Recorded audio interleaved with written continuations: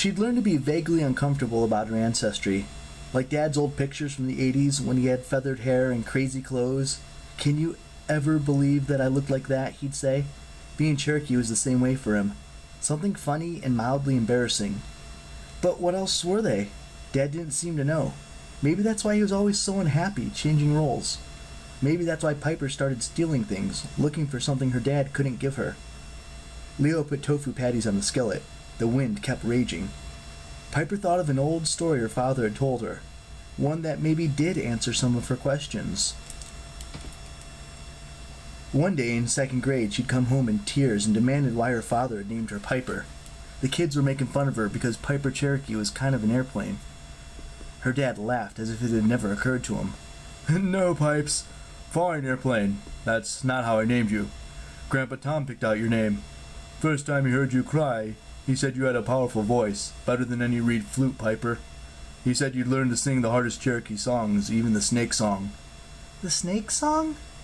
Dad told her the legend, how one day a Cherokee woman had seen a snake playing too near her children and killed it with a rock, not realizing it was the king of rattlesnakes. The snakes prepared for war on the humans, but the woman's husband tried to make peace. He promised he'd do anything to repay the rattlesnakes. The snakes held him to his word. They told him to send his wife to the well so the snakes could bite her and take her life in exchange. The man was heartbroken, but he did what they asked. Afterward, the snakes were impressed that the man had given him so much and kept his promise. They taught him the snake song for all the Cherokee to use. From that point on, if any Cherokee met a snake and sang that song, the snake would recognize the Cherokee as a friend and would not bite. "That's awful," Piper had said. "He let his wife die?"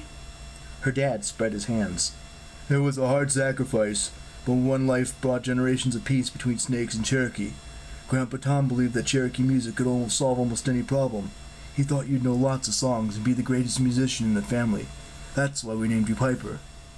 A hard sacrifice.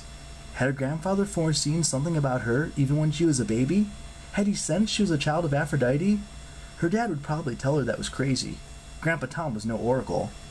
But still, she'd made a promise to help on this quest. Her friends were counting on her. They'd saved her when Midas had turned her to gold. They'd brought her back to life. She couldn't repay them with lies. Gradually, she started to feel warmer. She stopped shivering and settled against Jason's chest. Leo handed out the food. Piper didn't want to move, talk, or do anything to disrupt the moment, but she had to. "We need to talk."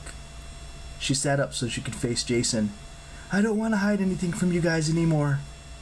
They looked at her with their mouths full of burger. Too late to change her mind now.